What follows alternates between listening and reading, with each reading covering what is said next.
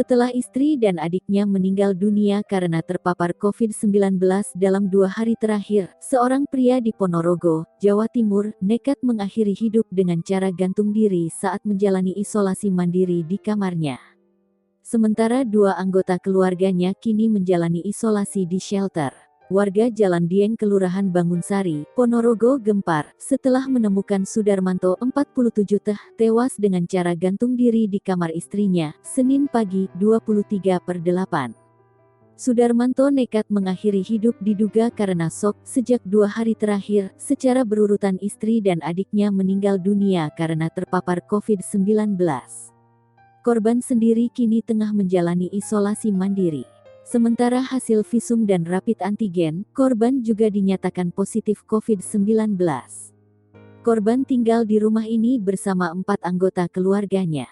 Diduga korban terpapar dari istri dan adiknya yang meninggal Sabtu dan Minggu kemarin. Tim gugus tugas pun melakukan tracing terhadap belasan orang tetangga dan kerabat yang sempat kontak erat dengan keluarga ini.